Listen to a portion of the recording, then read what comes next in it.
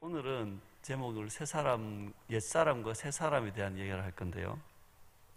먼저 여러분, 우리가 신앙생활을 하고 있지 않습니까? 그러면 신앙생활이라는 것, 그러니까 온전한 신앙, 건강한 믿음이라는 게 도대체 뭔가를 한번 생각해 보셔야 돼요. 그냥 교회만 열심히 다닌다고, 그러니까 종교적인 어떤 모임에만 열심히 참여한다고 믿음이 좋은 게 아니거든요. 건강한 믿음, 온전한 신앙은 뭐냐면 두 가지의 요소가 필요합니다. 한번 따라해 볼까요? 하나님의 은혜, 한 번 더, 하나님의 은혜. 또 하나는 뭐냐면 따라해 볼까요? 신자의 책임. 한 번 더, 신자의 책임. 네, 이 하나님의 은혜와 신자의 책임이라고 하는 이 두 가지가 이렇게 같이 작동해야지 건강한 믿음이 됩니다. 무슨 말인가 하면 믿음이라는 것은 하나님의 은혜를 내가 받아들이고, 하나님의 은혜를 우리가 받아들이고 우리가 신자로서의 책임을 다하는 것이, 그게 온전한 믿음입니다. 성경에서 말하는 믿음은, 성경에서 말하는 그냥 하나님을 믿는다라는 걸로 끝나지 않습니다. 성경의 믿음은 하나님을 믿는, 하나님의 은혜를 받아들이는 믿음에서부터 내가 신자로서, 그리스도인으로서, 하나님의 백성으로서 해야 될 그 일들, 살아가야 될 그것들을 충실하게 살아가는 것, 책임을 다하는 것까지 믿음이라고 합니다. 하나님의 은혜와 이 신자의 책임이라는 것은 상호 연합적이고 또한 보완적입니다. 그러니까 어느 하나만 있어서는 되지 않습니다. 어느 하나만 강조하게 되면 신앙이 왜곡되게 됩니다. 네. 하나님의 은혜라는 건 변하겠습니까? 변하지 않겠습니까? 변하지 않습니다. 불변사항입니다. 절대 변하지 않습니다. 그러면 신자의 책임은 변하겠습니까? 안 변하겠습니까? 우리가 책임을 늘 잘해요? 띄엄띄엄 잘해요? 네, 띄엄띄엄 잘한다는 게 변한다는 것. 네. 그러니까 하나님의 은혜는 변함없고 우리 모두에게 동일합니다. 어떤 사람에게는 하나님의 은혜가 100이 가고 어떤 사람에게는 하나님의 은혜가 50이 가는 게 없습니다. 저 양반에게는 하나님께서 은혜를 엄청 부어주시는데 내한테는 더럽게도 찔끔찔끔 주시네. 하나님의 은혜는 그런 게 아닙니다. 하나님의 은혜는 모든 이에게 풍성하게 부어주시는 은혜입니다. 하나님의 은혜 중에 우리의 존재적인 측면에서 베풀어 주시는 은혜가 뭐냐면 이런 겁니다. 우리를 죄에서 구원하신 것. 이게 뭐냐면 칭의라고도 하고 중생이라고도 합니다. 그래서 성령으로 거듭나게 하셔서 우리에게 새로운 경향성, 새로운 성향을 심어주신 것. 이게 성령으로 인한 새로운 경향성이거든요. 이 새로운 경향성을 다른 말로 하면 하나님을 향하는 성향이라고 생각하시면 됩니다. 이전에는 없다가 거듭나고 이제 의롭다함을 받으면 그때부터 우리가 하나님을 향하는 성향이 이제 그때 만들어집니다. 이걸 해주시는 게 뭐냐면 하나님의 은혜입니다. 이게 우리의 존재적인 측면에 베풀어 주시는 은혜입니다. 삶의 영역에서 베풀어 주시는 은혜는 어떤 거냐면 하나님이 우리와 함께 하십니다. 우리를 도와주십니다. 우리에게 힘을 주십니다. 우리를 위로하시고 격려하시고 용기를 주십니다. 그뿐만 아니라 우리를 이끌어 주시고 우리를 인도하십니다. 우리를 내버려 두지 아니하시고 우리에게 간섭하시고 또한 우리를 보호하고 지켜주십니다. 이런 하나님의 은혜에서 제외된 사람은 아무도 없습니다. 혹 우리가 한 번씩 힘들고 한 번씩 돌아삐겠고 한 번씩 너무 마음이 무너질 때가 있다 할더라도 그때 하나님이 떠난 게 아닙니다. 그때 하나님이 우리를 버린 게 아닙니다. 하나님의 은혜는 불변하여서 언제나 항상 우리 가운데 충만합니다. 그게 이 신자의 복입니다. 그런데 이 신자가 해야 될 신자의 책임, 우리가 마땅히 살아야 될 이 책임은 모든 사람이 다 다릅니다. 책임져야 될 삶이 다르다는 것이 아니라 그 책임 있게 살아가는 삶의 모습이 다른 겁니다. 그러니까 우리는 이 신자의 책임 앞에 다 같지 않은 거예요. 옆에 앉아 계신 분이 혹 한 몸 된 부부랄지라도 이 사람이 살아가는 것과 내가 살아가는 건 다른 겁니다. 신자의 책임은 책임감 있게 살아가는 거거든요. 이 신자가 가지고 있는 차이, 왜 우리는 다른가? 이 다른 건 하나님의 은혜가 달라서 다른 게 아닙니다. 저 사람에게 하나님의 은혜를 많이 부어줘서 저 사람은 되게 잘 사는 것 같고 믿음이 좋은 것 같고, 이 사람은 하나님이 은혜를 더럽게 안 부어주셔서 믿음이 작은 것 같은 게 아닙니다. 신자의 차이는 하나님의 은혜의 차이가 아니라 책임의 차이입니다. 신자가 어떻게 책임 있는 삶을 살아가는가가 책임 있는 삶과 무책임한 삶의 차이가 신자의 믿음의 차이로 나타나게 됩니다. 제가 왜 이런 이야기를 하냐면 오늘은 이 하나님의 은혜가 아니라 신자의 책임에 좀 포커스를 맞춰서 말씀을 전하려고 합니다. 황 목사님이 고린도후서 막 5장 10절입니까? 10장 5절입니까? 너희는 새로운 피조물이다. 한번 찾아볼까요? 고린도후서 5장 10절일 것 같은데 아니다. 5장 7절? 7절 예? 17절 그렇죠. 5장 17절 찾으셨나요? 예, 감사합니다. 말도 안 했는데 한번 같이 읽어봅시다. 시작. 그런즉 누구든지 그리스도 안에 있으면 새로운 피조물이라 이전 것은 지나갔으니 보라 새 것이 되었다. 이 새 것이 됐다는 건 이제 완전히 새롭게 산다는 겁니까? 아니면 존재가 새롭게 됐다는 겁니까? 존재가 새롭게 되는 건, 이렇게 존재를 새롭게 하는 건 우리가 할 수 있는 겁니까? 하나님이 은혜로 되는 겁니까? 맞습니다. 하나님의 은혜로 되는 겁니다. 하나님이 은혜로 된 것들은 그냥 받아들이는 겁니다. 그렇게 여기고 받아들이는 겁니다. 예. 하나님의 은혜로 돼야 될 것들을 우리가 만들려고 하면 그거는 기독교가 아닙니다.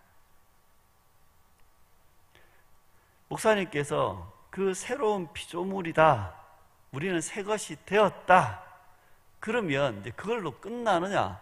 그게 아니라 새로운 피조물이 된 그 사람은 이제 어떻게 새로운 피조물답게 살아야 하는가? 고린도후서 5장 17절에 보면 이전 것은 지나갔다 되어 있잖아요. 이전 것, 그러니까 이전의 존재는 끝나고 새로운 존재가 되었다. 그럼 새로운 존재가 되었는데 이전 존재가 살던 삶의 방식으로 살면 되겠습니까? 안 되겠습니까? 새로운 존재에 걸맞는 삶의 방식을 살아야 되는 것입니다. 그게 신앙이고 믿음입니다. 새로운 삶의 방식을 살아서 구원을 받는 것이 아닙니다. 이런 행위를 통해서 우리가 구원을 받고 천국을 가고 이런 게 아니라 이미 구원받았고 이미 하나님의 백성이 되었고 이미 새로운 피조물이기 때문에 새로운 피조물답게 사는 겁니다. 오늘은 그 이야기를 해볼까 합니다. 신앙이라는 것들은 크게 세 가지를 생각해 보면 됩니다. 이게 신앙의 체계 구조 같은 것인데요. 한번 그림 1 한번 자료 화면을 보도록 하겠습니다. 맨 위에 보면 글자가 뭐라고 적혀 있죠? 사람이라고 적혀 있을 것입니다. 사람. 그러니까 이 사람이 어떤 존재인가 라는 겁니다. 이 사람은 어떤 사람인가? 기독교 신앙에서 저 부분은 엄청 중요합니다. 제가 사람들이라고 하지 않고 사람이라고 한 건 뭐냐면, 기독교 신앙의 시작은 항상 개인적입니다. 개인적이라기보다 개별적입니다. 여러분 혹시 구원받을 때 패키지로 따라오신 분 있습니까? 마트 가면, 그거 있잖아요. 휴지 한 뭉태기 사면 물티슈 낀가 주는 것처럼, 엄마 아빠 구원받을 때 내가 패키지로 찡겨가지고 1+1으로 이 찡겨가지고 구원받은 사람 아무도 없거든요. 구원받을 때는 다 개별적으로 구원받습니다. 개별적으로 거듭나고 개별적으로 의롭다함을 받습니다. 그렇게 존재가 변하는 것입니다. 그런데 그렇게 구원받고 나면, 그렇게 개별적으로 구원받고 나면 그 다음에 어떻게 되는가 하면, 그 개별적으로 구원받은 사람들이 사회를 이룹니다. 무리를 이룹니다. 그 무리를 이루는 걸 뭐라고 하느냐 하면, 그게 이제 사회가 만들어진다. 집단이 형성된다. 좋은 말로 하면 공동체. 조금 이렇게 뭐랄까요? 좀 다른 말로 하면 무리.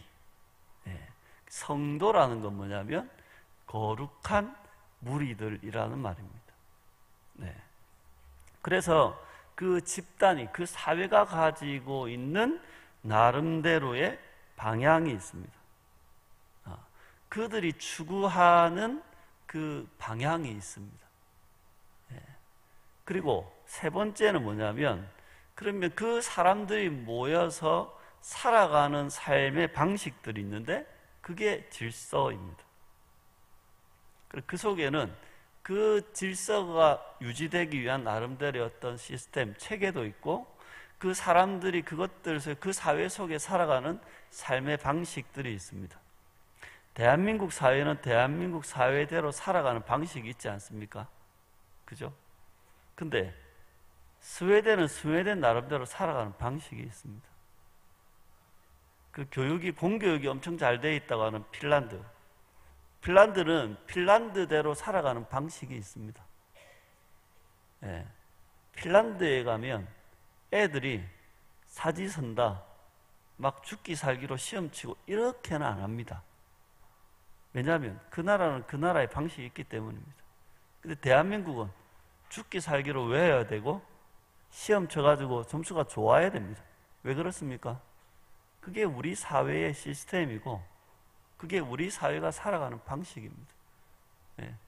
초등학교 때, 중학교 때 개기고 놀면 나중에 고등학교 희한한 데 가게 되고, 고등학교 희한한 데 가게 되면 대학도 어떻게 해요? 더 희한한 데 가게 되고, 대학도 더 희한한 데 가게 되면 직장도 완전히 희한한 데 가든가 못 가든가. 직장을 제대로 못 가면 어찌 됩니까? 장가를 이상한 하고 하든가 못 가든가. 이상하고 결혼하면 아가 이상해지든가, 뭐 계속. 그러니까 막 초등학교, 중학교 때 어떻게 공부했냐에 따라서 80년의 인생이 결정나니,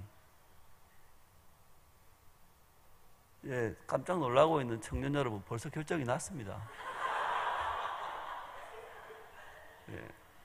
이미 늦었습니다. 그리고 그 사회 속에 이미 우리는 거기에 들어있다고요. 이미 들어있다고요. 그럼 그 어떤 그 신앙에 있어서도 저 세 영역을 잘 기억하셔야 됩니다. 참고로 제가 오늘 뭘 이야기를 하려면 하나 더 넘겨주시죠. 오늘 해야 될 게 옛사람과 새사람에 대해서 비교해 드릴 겁니다. 두 번째, 하나 더 넘겨주시죠. 그럼 이 사람들이 살아가는 그 지혜, 삶의 방식들이 땅 위의 지혜와 그 다음에 위로부터 온 지혜로 나누어질 수 있습니다. 저건 야고보서를 가지고 설명해 드리고, 하나 더 클릭해 주시면, 이 사람들이 살아가는 삶의 방식들이 자기중심적이고 이기적인 방식과 공동체적이고 이타적인 방식으로 나뉜다. 그러니까 파란색이 뭐냐면 하나님 나라입니다.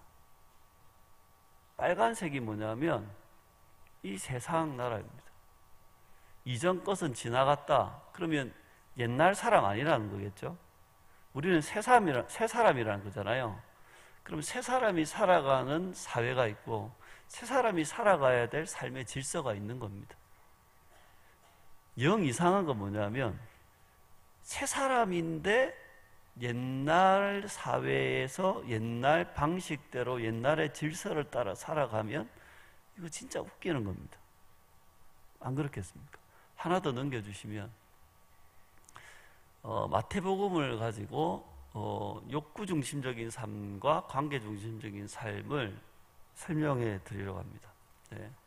제가 빠른 속도로 목소리가 느리기 때문에 최대한 빨리 해서 한번 달려보겠습니다. 아까 에베소서 읽으셨죠? 혹시 덮으셨나요? 예, 그럼 에베소서를 한번 봐주십시오. 제가 옛사람과 새사람에 대해서 설명을 해드리려 하는데 특히 어디를 보시냐면 22절, 23절, 24절을 보시면 이렇게 되어 있습니다. 너희는 유혹의 욕심을 따라 썩어져가는 구습을 따르는 옛사람을 벗어버리고 오직 너희의 심령이 새롭게 되어 하나님을 따라 의와 진리의 거룩함으로 지으심을 받은 새 사람을 입어라. 여기에 17절부터 읽어보시면 이 옛사람과 연결되는 단어 중에 하나가 뭐냐면 이방인이라는 게 있습니다. 왜냐하면 이 구원받은 에베소 교인도 한때는 이방인이었습니다. 구원받기 전에는 이방인이었습니다. 근데 이방인으로서 살아가던 삶의 방식이 있었던 겁니다. 그게 뭐냐면 옛사람의 삶의 방식입니다. 옛사람의 삶 방식.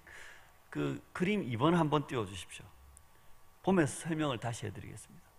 옛사람을 벗어버리고 새 사람을 입으라 돼 있잖아요. 입으라 돼 있잖아요.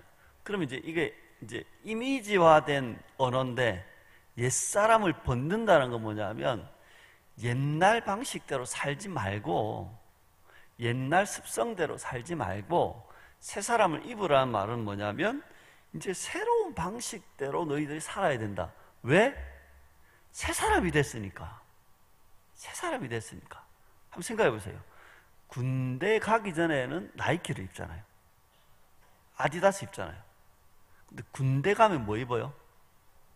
군복 입잖아요. 군인은 군복 입는 거잖아요. 맞잖아요. 사람이 달라진 거예요. 맞잖아요. 그럼 옷을 바꿔 입어야 되겠죠. 근데 군대 갔는데 저는 나이키가 편합니다. 저는 아디다스 신발이 편합니다. 충분히 훈련받을 수 있습니다. 그럼 어찌 되겠습니까? 쳐맞아 죽죠. 우리가 옛사람에서 새사람으로 바뀌었기 때문에 성경은 뭐라 하냐면 그 옛사람대로 살지 말고 이제 새사람대로 살아야 된다는 거예요. 예. 그 새사람들이 살아가는 곳이 어디냐 하면 바로 우리가 교회입니다. 저기 사회라는 것을 다른 말로 하면 터전이라고도 할 수 있는데 옛날 사람들이 살아가는 그 터전, 그 사회가 뭐냐면 바벨론이고 세상입니다. 새로운 사람들이 살아가는 그 터전, 사회가 뭐냐면 그게 바로 천국이고 그렇게 새로운 사람들, 새 사람들이 무리지어 있는 곳을 뭐라 하냐면 교회라고 합니다. 우린 교회로 모였잖아요. 교회는 뭐냐면 야, 우리 이제 새롭게 한번 살아보자. 우리 이제 이 세상과 다르게 한번 살아보자. 그렇게 모여든 사람이 우리들입니다. 우리끼리 모여가지고 이제 새로워졌으니까 능력 받아가지고 옛날 방식들을 좀 세련되게 이루어보자. 이게 아닙니다. 이 새로운 사람들이 살아가는 그 삶의 질서가 뭐냐면 천국적인 삶입니다. 마태복음에 있는 천국은 회개하라, 천국이 가까이 왔다. 예수님께서 오늘도 묵상 본문에 보면 산상수훈 이야기 하시잖아요. 산상수훈 마태복음 전체의 핵심 주제는 뭐냐면 하나님 나라입니다. 예수님은 산상수훈 5장, 6장, 7장을 통해서 가르침을 통해서 하나님 나라를 알려주시는 겁니다. 왜 하나님 나라 알려주시는지 압니까? 사람들이 그 하나님 나라를 오해하고 잘 모르는 겁니다. 그래서 예수님께서 하나님 나라는 이런 거야 알려주십니다. 거기에는 보면 우리가 하나님 나라 백성 되는 이야기도 있지만 거의 대부분의 이야기는 하나님의 백성이기에 이제는 이렇게 살아야 돼 하는 삶의 이야기들이 주를 이룹니다. 그러면 옛 사람들이 살아가는 곳은 어디냐? 이게 세상적인 삶이죠. 그러니까 보세요. 세트가 이렇습니다.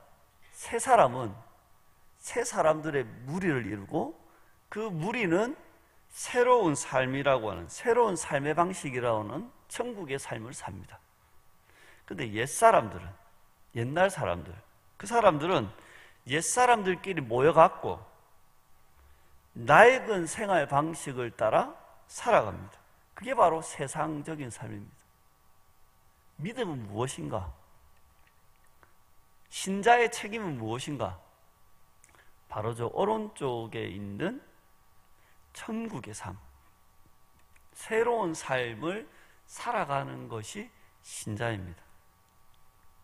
그래서 온전한 제대로 된 믿음은 모두가 다 변화에 대한 간증이 있어야 됩니다. 내가 예수 믿었는데 달라진 게 하나도 없습니다.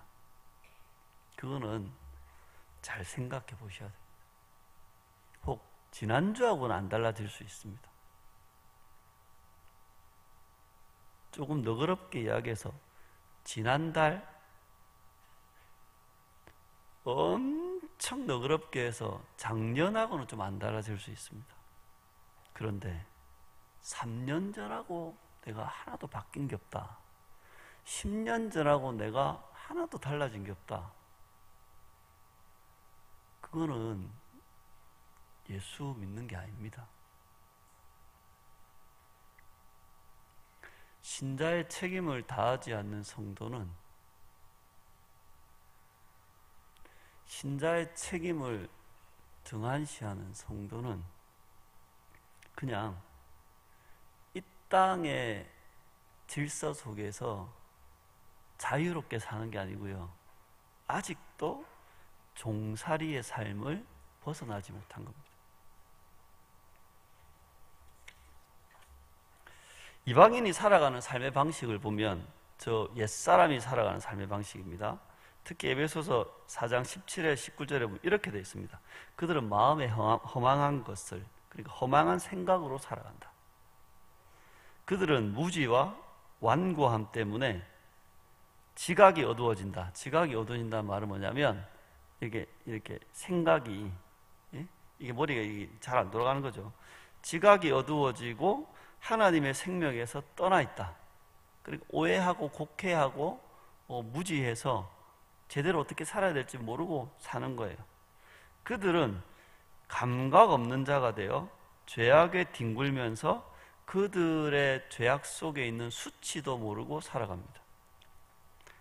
자기 자신을 방탕함에 내맡겨서 모든 더러운 일들을 탐욕적으로 행합니다. 이게 에베소서 4장 17절에서 19절까지 있는 이방인, 다른 말로 하면 옛사람이 살아가는 방식입니다. 근데 신자는 에베소 4장 20절, 21절에 뭐라 되어 있냐면 신자는 세상 사람들이 살아가는 것과 다른 것을 배웠다라고 합니다. 어떤 거냐면 이래 되어 있습니다. 너희는 그리스도를 그렇게 배우지 않았다. 우리가 생각할 때 그리스도, 예수님 그러니까 그 인격만 생각하잖아요. 그죠? 예수님이 어떤 존재인가, 무슨 일을 하셨는가 이렇게 생각하죠. 근데 그리스도를 배운다는 건 뭐냐면 그리스도께서 가르치신 그 삶의 질서를 따라가는 겁니다. 그것을 포함한 겁니다. 그러니까 그리스도께서 우리에게 알려주시고 들려주신 신자의 삶, 신자의 책임에 대한 것들은 이방인의 삶과 다르다. 너희는 진리와 가르침을 받았다. 그래서 성경에 보면 22절부터 24절에 보면 너희는 옛사람을 벗어버려라. 어떤 옛사람인 줄 아십니까?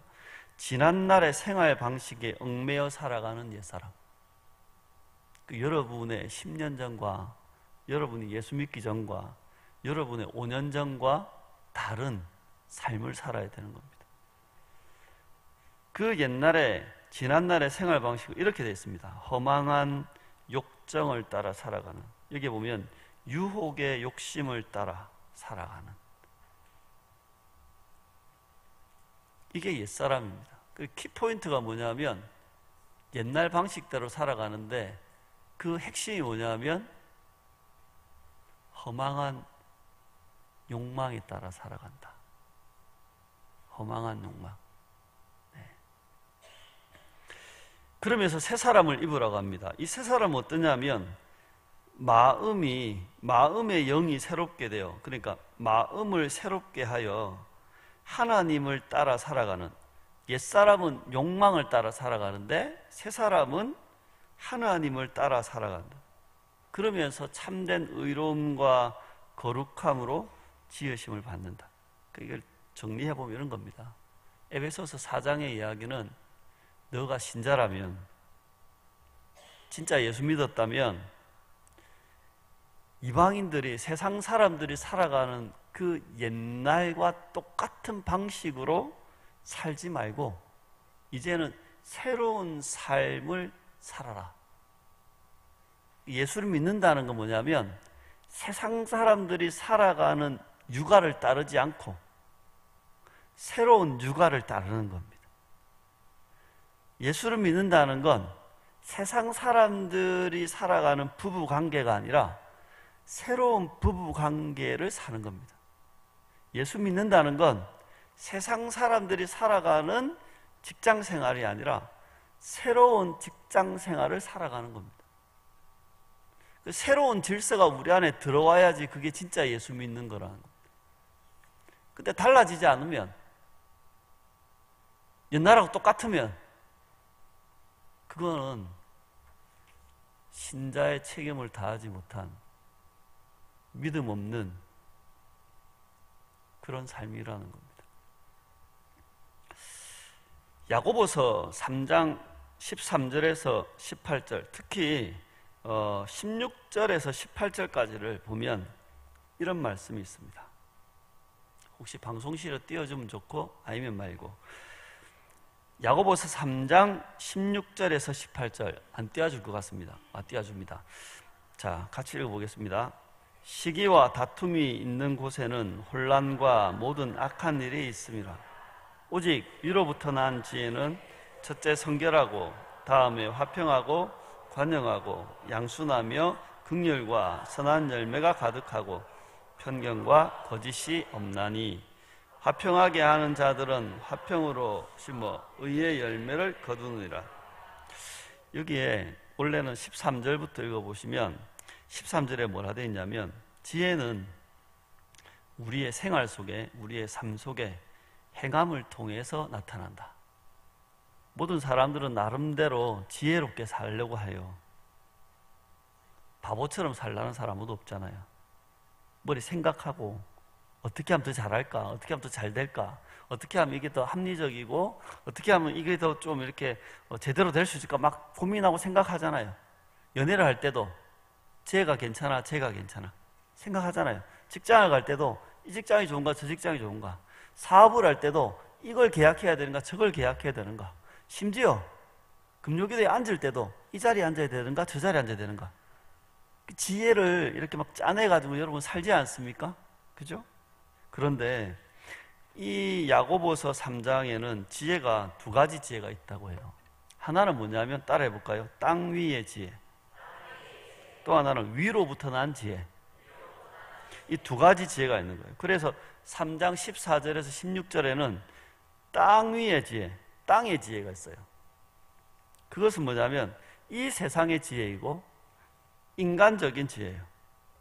이것을 야고보서 뭐라고 하느냐면 세속적이고 정욕적이고 마귀적이다 라고까지 해요. 네. 그리고 이 세상의 지혜가 가지고 있는 두 가지 특징에 대해서 콕 집어서 이야기하는데 하나는 뭐냐면 시기심이에요. 또 하나는 다툼이라고요. 그러니까 시기심, 다툼이라는 건 뭐냐면 이게 편이 갈라진 거거든요. 편이. 그러니까 편이 갈라진 이곳에, 그리고 시기심이 있고 편이 갈라진 그곳에는 항상 혼란이 있고 더러운 행실들이 가득하다.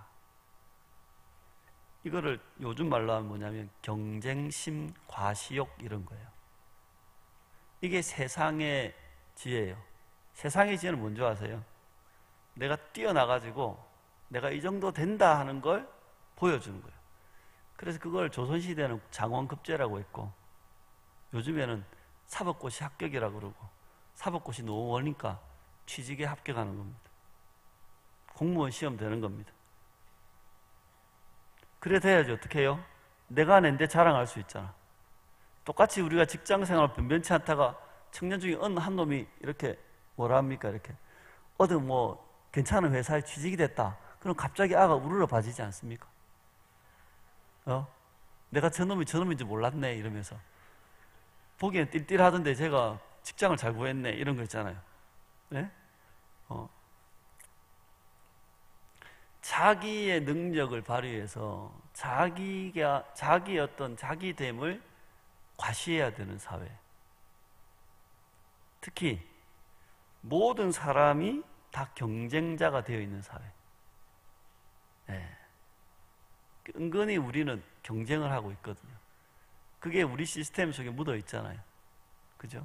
초등학교 들어가기 전부터 심지어는 비슷한 시기에 태어났는데 어느 놈이 빨리 걸음마를 하느냐, 걸음마보다 더 빨리 하는 게 뒤집기라는 게 있거든요.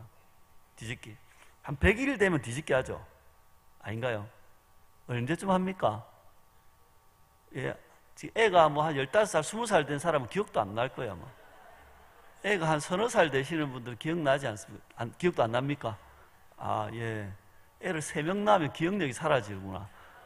애를 하나 낳았는데 애가 한 돌 안 지난 사람 뒤집기 한 몇 달쯤 하던가요? 6개월? 예. 그리고 어떤 애는 좀 빠른 애는 진짜 한 100일 때 뒤집기 하는 애도 있대요. 미친 거죠. 네. 느린 애는 진짜 한 6개월씩 가도 뒤집기 못하는 애도 있어요.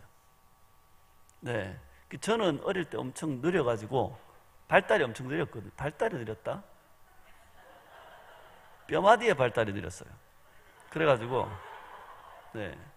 저는 돌 때까지 아가 이렇게 지 몸도 막 제대로 못 가누고, 뭐라 하더라. 하여튼 뭐, 목도 잘 못 가누고 아가 막 약해가지고, 제가 그랬대요. 지금도 제가 목을 잘 못 가누어요.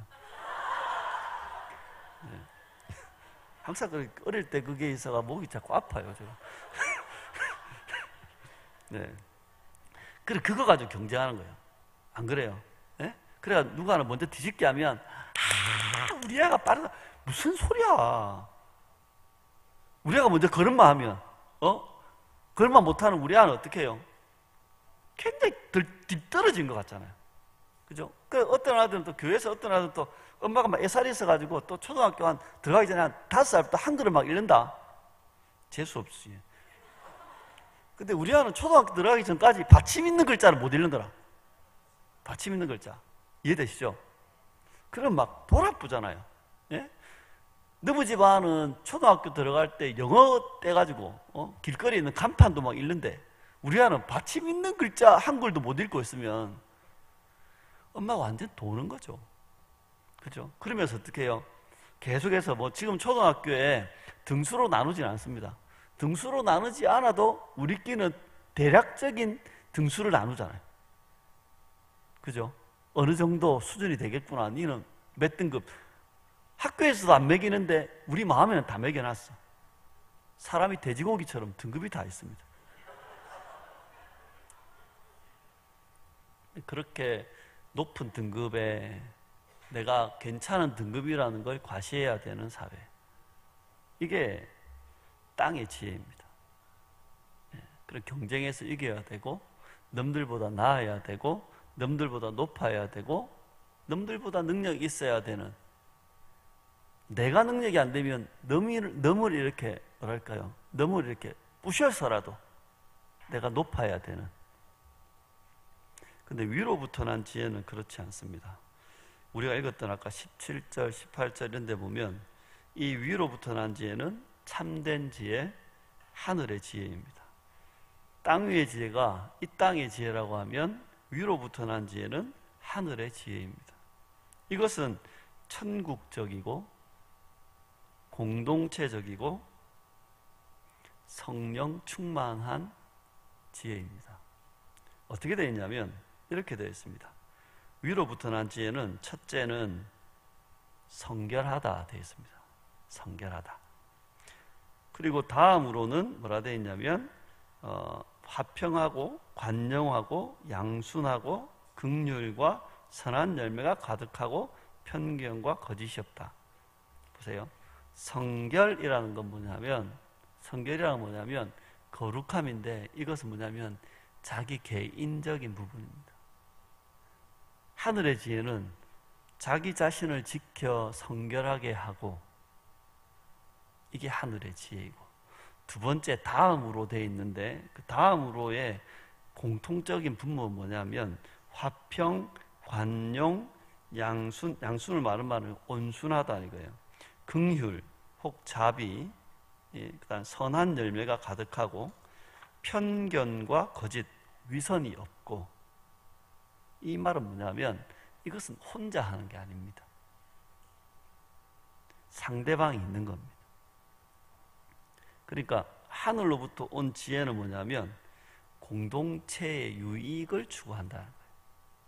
첫째는 자기 자신을 성결하게 하고, 두 번째는 공동체의 유익을 추구하는 것이야말로 그것이 바로 참된 하늘의 지혜다.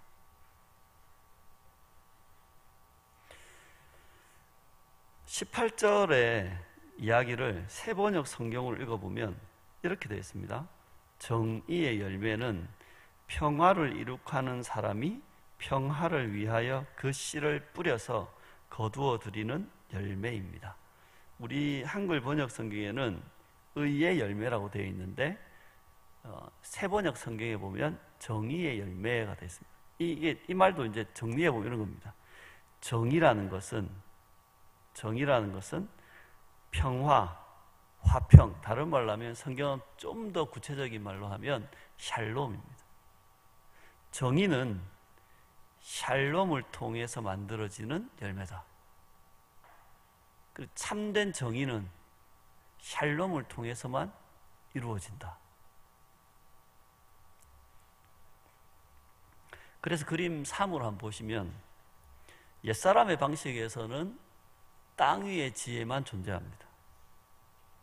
근데 새 사람의 방식에는 위로부터 난 지혜, 위로부터 난 지혜가 뭔가 하면 성결하고 공동체의 유익을 추구하는 지혜입니다. 잠깐 제가 두 편의 영화를 비교해서 이야기해 보려 합니다. 우리 하나 보여주시죠. 이 영화 아십니까? 2월 달이 되면 아카데미 시상식이 있는데 6개 부문에 노미네이트 됐다고 하는 그 기생충, 봉준호 감독의 기생충 혹시 보셨습니까? 우리나라로 800만인가 900만인가 봤다 하던데 안 보신 분들은 꼭 보실 필요는 없습니다. 안 봐도 뭐 괜찮습니다. 이 기생충의 내용을 보면 벌레 이야기가 아니라 현대 사회의 축소판입니다. 현대 사회를 풍류적으로, 은유적으로 이렇게 이야기한 내용인 것 같습니다. 어떤 거냐면 저기 보면 등장인물들이 있는데 송강호의 가정이 있고 그 다음에 조여정인가? 맞습니까? 조여정 가정이 있고 거기에 또 식모로 사는 분이 계십니다. 그래서 세 가정이 주로 나옵니다. 인물은 주로 나오는 게 한 10명 나옵니다. 제작비도 엄청 작게 들었는데 돈은 더럽게 많이 벌었습니다. 특수 효과도 없고 컴퓨터 그래픽도 없고 집 한 채 빌려가지고 사람들만 대화하는데 돈을 엄청 많이 벌었습니다. 머리가 똑똑하신 분 같습니다. 네. 내용이 등장인물들이 함께 살고 있습니다. 같이 어울려서 살고 있습니다. 나름대로 그들만의 사회를 이루고 있습니다. 그런데 밖으로 드러나지 않지만 모두가 다 알 수 있는 게 뭐냐면 저 관계 속에, 저 사람들의 모습 속에는 계층이 있고 계급이 있다는 걸 압니다. 그 계층과 계급을 어떻게 이야기하는가 하면 계단 위를 통해 올라가는 저 큰 집, 송가호가 사는 집은 그 땅보다 조금 낮은 반지하 집, 그리고 식모와 그 남편이 사는 저 집의 완전 지하집, 햇빛도 안 들어오는 완전 지하집. 예, 그렇게 계층과 계급을 나눠 살죠. 무엇으로 그렇게 됐는가? 가진 걸로. 그러니까 현대 자본주의가 가지고 있는 사회를 풍자하는 거죠. 내가 살기 위해서는 다른 사람을 희생시켜야 자기가 생존할 수 있습니다. 그래서 송강호네 가족이 저기에 다 취직하기 위해서는 어떻게 해야 하냐면 그 원래 살던 식모네를 쫓아내야지 됩니다. 운전수를 쫓아내야 됩니다. 그래서 오만 술수와 아이디어를 내가지고 가들을 다 쫓아내고 자기네들이 그 자리를 차지하게 됩니다. 그래서 살 수 있는 거죠. 다른 사람들이 있고 다른 사람들과 어울려 삽니다. 송강호는 사장님의 운전사로, 송강호의 부인은 저 집의 가정부로, 아들은 딸내미의 과외교사로, 딸은 어린 아들의 미술교사로. 그러니까 그 집안에 진짜 기생해서 사는 겁니다. 그 집안에 붙어서 사는 겁니다. 네. 그런데 역으로 하면 저 주인집이라고 해요. 고용주인 그 사장님과 그 아내와 조여정 그 아내와 그리고 아들, 딸도 사실은 저런 사람들이 있어야지 살 수 있는 사람들입니다. 저거는 짜파구리도 하나 못 끓입니다. 짜파구리가 뭔지는 아십니까? 짜파게티하고 너구리를 같이 섞어가지고 먹으면 매콤 달달 짭짤함합니다. 그거를 저거는 끓이지 못하는 겁니다. 네. 과일 하나도 제대로 못 깎는. 그러니까 돈을 주고 고용하지만 그들 또한 저 사람들을 고용한 그들 또한 그 사람들의 어떤 손에 그 사람들의 노동력에 기생해서 사는 거죠. 이 사람들의 특징은 뭐냐면 타인들은 자신의 필요를 채우기 위한 이용의 대상일 뿐입니다.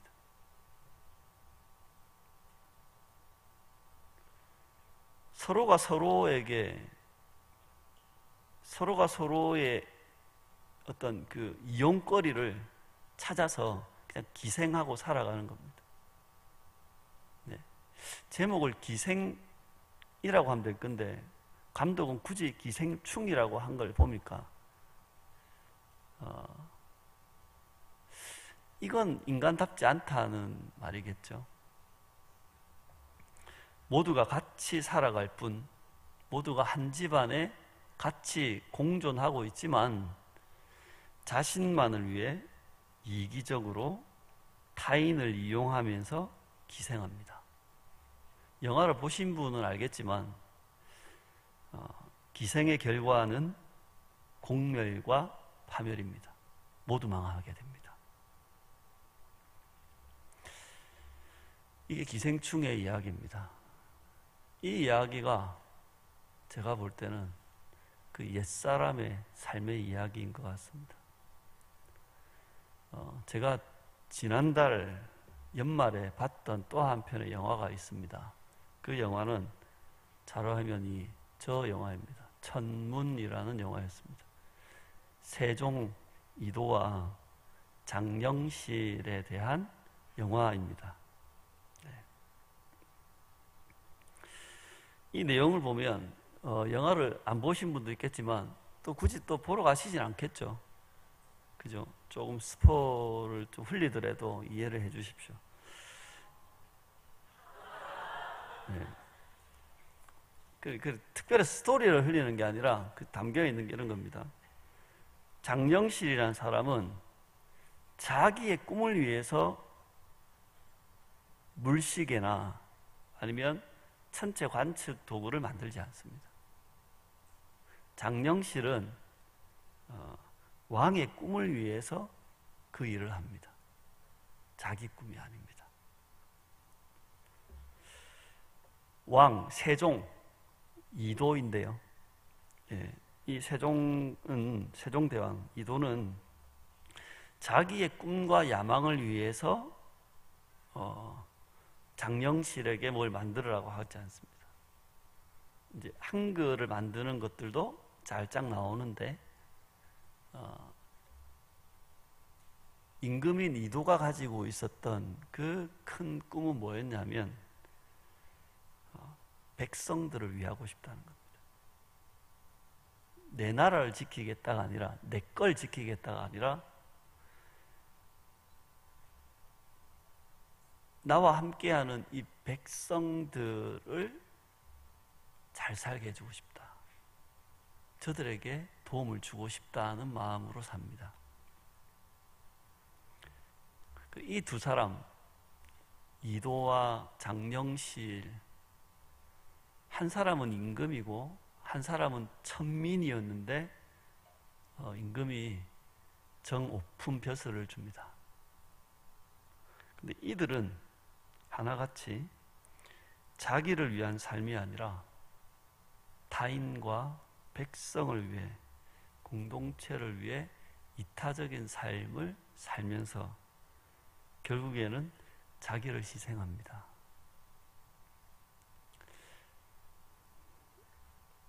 그림사를 한번 보여주시죠. 옛사람의 삶의 방식은 자기중심적이고 이기적인 기생밖에 안 됩니다. 그런데 하나님 나라의 방식은 공동체적이고 이타적인 기생이 아닌 공생을 선택합니다. 공생을 위해서 반드시 치러져야 될 개인적 어떤 그 결과물이 뭐냐면 희생이라는 겁니다. 공생을 위해서는 희생이 필요한 거거든요. 그러니까 자기를 희생해서 공동체를 지켜내는 것이 바로 세 사람의 삶의 방식입니다. 마지막 마태복음을 보고 하겠습니다. 이건 찾아보진 않겠습니다. 여러분이 며칠 전에 아마 지난주 토요일쯤에 묵상했던 본문이 아닐까 생각이 드는데, 마태복음 4장 1절에서 11절에 보면 예수님이 성령에 이끌려서 마귀에게 시험을 받으러 광야에 가신 일이 나옵니다. 40일 동안 아무것도 먹지 않았을 때 시험하는 자 마귀가 예수님에게 와서 이야기합니다. 4장 3절에 이렇게 이야기합니다. 네가 만일 하나님의 아들이거든 명하여 이 돌들로 떡덩이가 되게 하라. 그랬더니 예수님께서 기록되었으되 사람이 떡으로만 살 것이 아니요 하나님의 입으로부터 나오는 모든 말씀으로 살 것이라. 두 번째 시험을 합니다. 마귀가 예수님을 거룩한 성 그리고 성전으로 데려갑니다.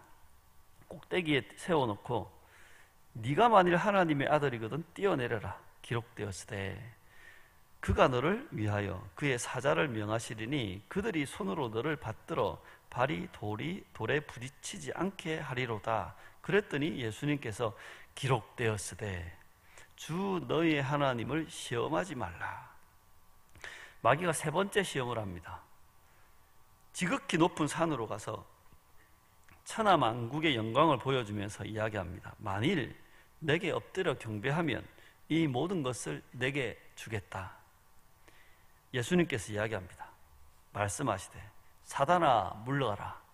기록되었으되 주 너의 하나님께 경배하고 다만 그를 섬기라 하였느니라. 그래서 우리가 이 이야기를 들어보면 마귀를 어떻게 대적하는가? 말씀으로 대적해야 된다. 결론 이래 나면 안 됩니다. 네, 뭐 말씀이 주문입니까?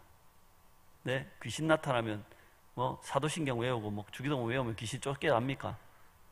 예? 뭐 귀신이 뭐라 한다고 해서 이 말씀 그대로 막 외운다고 되는 게 아니잖아요. 예수님이 말한 건 무슨 주문 같은 말씀이 아닙니다. 이 속에 담겨 있는 건 이겁니다. 예수님이 펼쳐나가고자 하는 하나님 나라의 복음이 있고 복음에 합당한 삶이 있어요. 그런데 사람들이 그 하나님 나라를 살지 못하는 건 뭐냐면 죄와 이 사단이 이 사람들의 삶을 사로잡고 있기 때문입니다. 모두가 다 죄 아래 놓여 있고 죄 아래 놓여 있는 모든 사람은 사단이 살아가는 그 삶의 방식에 사로잡혀 있습니다. 마태복음 4장의 이야기는 사단이 꿈꾸는 세상, 사단이 사람들을 어떻게 길들여 왔는가를 알려주는 말씀입니다. 사단의 계략은 뭐냐면, 사단의 계략은 보세요. 여러분, 사람들이 개인적으로 막 귀신 들린 사람 많이 봤습니까? 예? 길 가는데 사람들이 막 귀신 들려 있습니까? 아무도 안 들려 있잖아요. 다 멀쩡하잖아요. 그죠? 근데 어떻게 해요? 공중권세 잡은 사단이 이 세상에 너무나도 강력한 영향력을 미치고 있습니다. 그 영향력은 무엇으로 미치는가 하면 가치와 체계와 문화로 사로잡고 있기 때문입니다. 그러니까 마귀적인 체계에 길들여진 사람, 심지어 이 마귀적인 체계가 너무나도 당연한 사람들, 마귀가 제시하는 삶의 방식은 이런 겁니다. 첫 번째 시험 보면 이렇게 되어 있습니다. 내가 만일 하나님의 아들이거든 명하여 이 돌들로 떡덩이가 되게 하라. 이 속에 담겨있는 의미 이런 겁니다. 지금 당장 필요한 게 뭐냐? 배고프니까 빵이죠. 당장 필요한 거. 그러니까 산다는 것은, 인간이 산다는 것은 이 필요 욕구를 충족해야지 인생이 좀 제대로 된 거 아니냐는 거예요. 필요하면 가져야 돼요, 안 가져야 돼요? 필요한 건 가져야 되는 거라. 여러분, 필요한 거 가지려고 살지 않으세요? 네? 필요한 것들을 누가 안 해주면 내가 만들어서라도 해야 되는 거 아니에요? 왜 가까운 사람한테 그렇게 화가 나요? 내 필요를 안 채워주거든.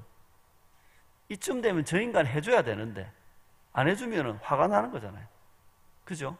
특히 남편들은 말하기 전에는 아무것도 모르잖아요. 따라해볼까요? 등신들. 네. 진짜 등신처럼 말하지 않으면 아무것도, 결혼 기념일이 됐는데도 결혼 기념일도 모르고 산다니까요.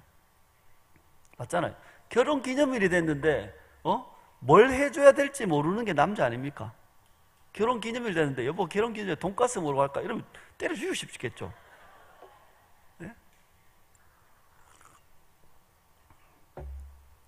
근데 사람들은요, 모두가 다 이 필요 욕구가 있어요. 모두가 다. 근데 우리가 함정에 빠진 게 뭔지 아세요? 사단이 이야기하는 건 필요 욕구를 충족하기 위해서, 필요 욕구를 채우기 위해서 우리의 삶을 송두리째 바치는 거예요. 예수님의 이야기를 한번 보세요. 사람이 떡으로만 살 것이 아니요. 떡이 필요하다는 거예요? 떡이 안 필요하다는 거예요? 떡이 필요하다는 거예요. 그런데 하나님의 입으로부터 나오는 모든 말씀으로 살아야 한다. 떡도 필요해. 보세요. 우리가 먹을 건 먹어야 되고, 잠잘 거 잠자야 되고, 가질 거 가져야 되고, 성적으로 풀어야 될 건 풀어야 되겠죠. 하나님이 그 욕구를 만들어 놨잖아요. 그죠?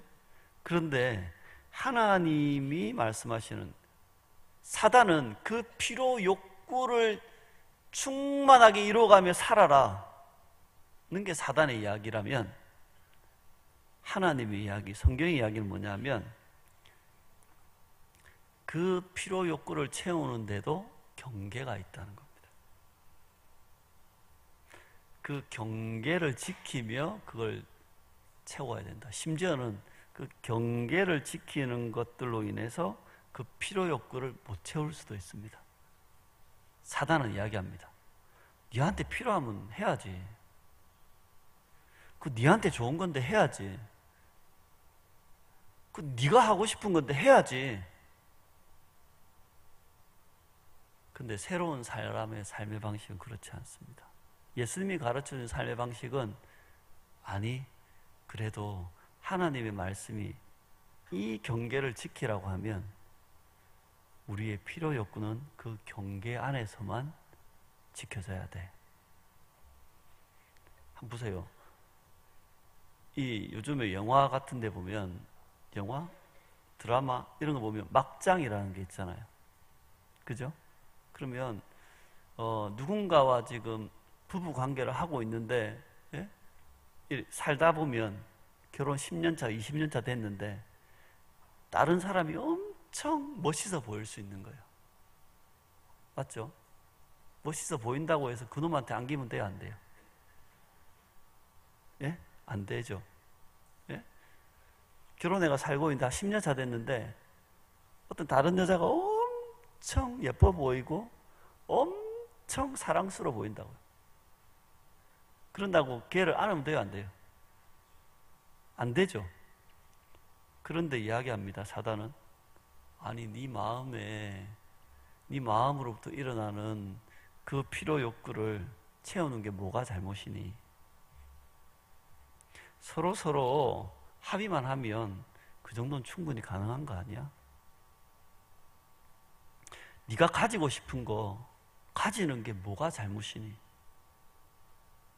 네가 누리고 싶은 거 누리는 게 뭐가 잘못이고, 네가 하고 싶은 거 하는 게 뭐가 잘못이고. 근데 하나님이 이야기합니다. 그거 다 이루는 것, 네 원하는 것 다 이루며 살고 싶지만 그게 바로 옛사람의 방식이다. 다른 말로 그게 마귀적인 방식이다. 두 번째 시험을 이렇게 합니다. 성전 꼭대기에 올라가서 뛰어내려봐라. 천사가 받쳐줄 것이다. 왜 하필 성전 꼭대기입니까? 네?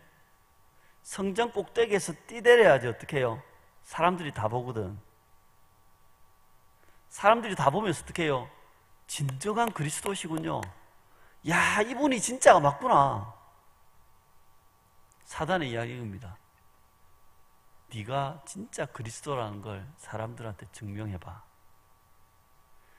예수님은 성전에서 뛰어내리는 걸로 증명한 것이 아니라 십자가의 죽으심으로 증거하신 겁니다. 십자가의 죽으심으로 내가 그리스도다 증거한 것이 아니라 십자가의 죽으심으로 하나님의 사랑을 증거한 겁니다. 우리를 증명할 수 있는 가장 확실한 도구는 무엇인가? 그건 하나님의 이름을 내세우는 겁니다. 내가 괜찮다. 우리는 이름 내기를 엄청 좋아하잖아요. 창세기 11장에 나오는 바벨탑의 주된 내용을 보면, 자, 우리가 우리를 위하여 이걸 만들어 갖고 우리의 이름을 내자. 이름 석자 내는 거. 이 땅에서 이름 석자 내는 거.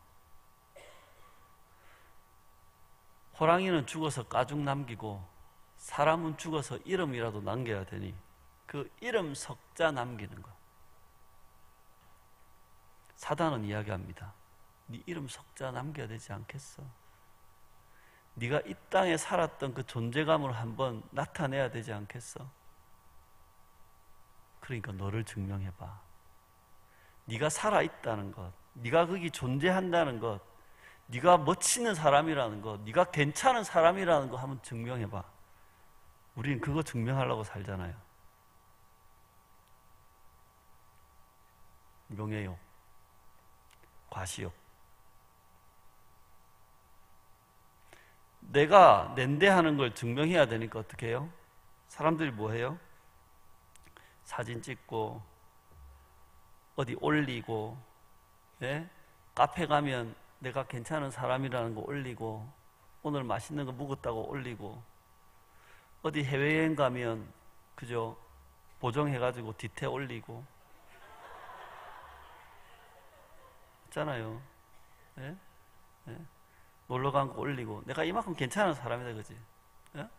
저는 그런 거 하지 않지만, 예, 저는 뭐 이렇게 그 SNS 이런 거를 안 하거든요.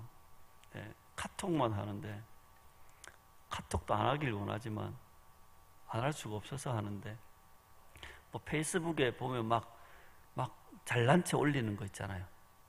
그죠? 페이스북의 주된 내용은 내 잘났다 아니에요? 내 똑똑하다 아니에요? 내 말이 옳다이가 아니에요? 저는 들어가 보지 않았지만 인스타그램이라는 게 있다면서요. 사진으로 쳐바르는 거 아니에요? 내가 이만큼 괜찮다는 거 알려주는 거 아니에요? 네. 자기 스스로를 증명하는 사람들. 근데 우리는요, 예수님의 이야기는 이거예요. 하나님을 시험하지 말라. 말은 뭐냐면, 나는 나를 증명하기 위해 살지 않는다, 이 말이에요. 우리는 나를 증명하기 위해 사는 게 아니라 하나님을 증거하기 위해서 사는 거예요. 내가 증명되는 삶이 아니라 하나님이 증거되는 도구가 바로 우리들이죠. 심지어 성령님마저 한번 보세요. 성령님.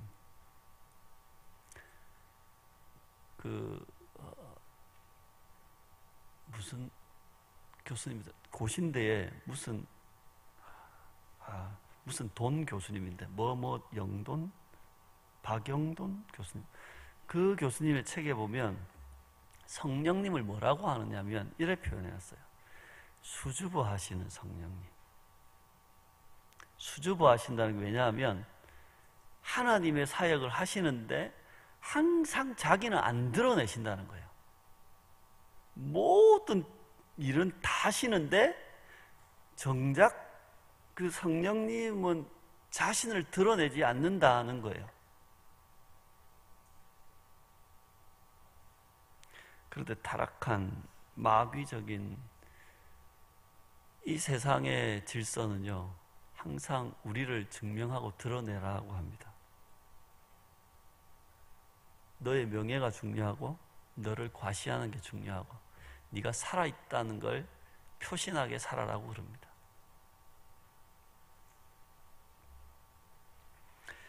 마귀가 하는 세 번째 시험은 이렇습니다. 높은 산에 데려가서 세상의 모든 영광을 보여줍니다.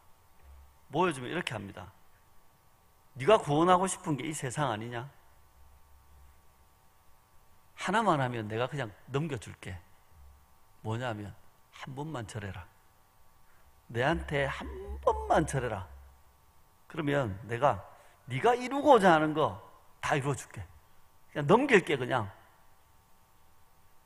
그때 예수님이 뭐라고 하시는가 하면 주 너의 하나님께 경배하고 다만 그를 섬기라 이야기합니다. 사단의 유혹은 이런 겁니다. 네가 이루고자 하는 것, 네가 꿈꾸는 것, 네가 성취하고자 하는 것, 네가 목표로 삼고 네 삶의 목적으로 둔 것, 그거 이루기 위해서는 어떤 수단, 어떤 방법이든 괜찮은 거 아니야? 일단 결과가 좋아야지. 근데 예수님은 그걸 따르지 않습니다. 그 어떤 목적도 과정보다 우선할 수는 없고 그 어떤 결과물도 관계보다 우선할 수 없다고 선언하시는 거죠. 성취보다 중요한 것은 과정이다. 목적보다 중요한 것은 관계다. 마귀는 우리들에게 유혹하는 게 이겁니다. 네 욕구를 따라 살아. 네 필요한 것들 다 이뤄가면서 살아. 그게 다 세상 사람들의 삶의 방식이야. 너는 별거 있냐? 너를 좀 과시하며 살아. 너를 좀 증명하며 살아. 좀 사진도 올리고 이름도 좀 내고, 응? 네가 꿈꾸는 그 삶을 성취하며 살아야 되지 않겠어? 성공하고 원하는 것을 이루고, 너 꿈의 리스트를 적고, 그거 있잖아요. 버킷리스트. 그래가지고 뭐 그런 거 있잖아요. 뭐 호주 가서 번지 점프하기, 예? 그다음에 뭐 아이슬란드 가서 오로라 보기, 예? 그런 거 있잖아요. 그랜드 캐년 가서 뛰어내리기, 그런 거, 네? 그런 거, 예? 그런 거, 예? 그다음에 뭐 어디 가서 뭐 경비행기 조종해 보기, 뭐 이런 거. 그게 우리의 꿈, 그 꿈을 이루는 게 멋있는 인생? 근데 모든 매체가 그게 멋있다고, 괜찮다고, 그게 옳다고 떠들어대는 세상입니다. 사단은 손끝 하나 까딱하지 않아도 이미 그 체계 속에 이 세상은 돌아가고 있습니다. 우리는 이미 깊이 물들어 있고, 그런데 그리스도는 이야기합니다. 아니, 그 욕구 중심적인 삶이 아니라 소유욕, 물욕, 과시욕, 성취욕, 그 욕구가 아니라 관계 중심적인 삶을 사는 것이 하나님 나라다. 관계 중심적이라고 하면 다른 말로 샬롬의 삶을 사는 것이 그게 하나님 나라다. 하나님과의 샬롬, 이웃과의 샬롬을 위해서 살아가는 것이 그게 진짜 하나님 나라다.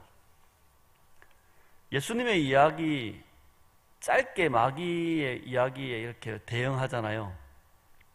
그런데 사단의 삶과 다른 마귀적인 삶과 대비되는 그 삶이 어떻게 성경이 펼쳐지는가 하면 4장에서 끝나는 것이 아니라 5장부터 이어지는 예수님의 가르침, 사역, 승천할 때까지의 모든 이야기가 뭐냐면 마귀적인 삶과 대비되는 하나님 나라 삶을 설명합니다.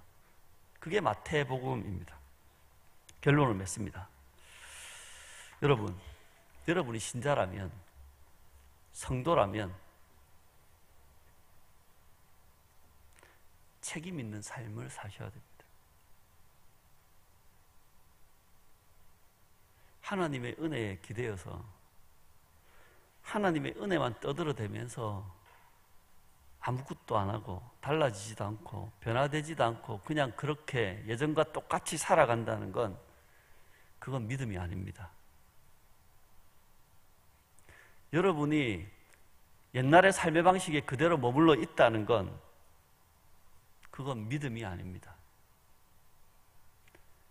찬양으로만 하나님의 은혜를 이야기하고 나눔을 통해서 하나님이 나한테 이런 거 해주셨네, 이런 은혜가 있네, 그렇게 하면서 정작 신자의 책임은 다하지 않는다면 그거는 정상적인 믿음이 아니라 변질된 겁니다. 우리는 신자의 책임으로 달라져야 됩니다. 옛사람의 삶의 방식을 버리고 욕구 중심적인 삶의 방식을 버리고 이기적인 자기 중심적인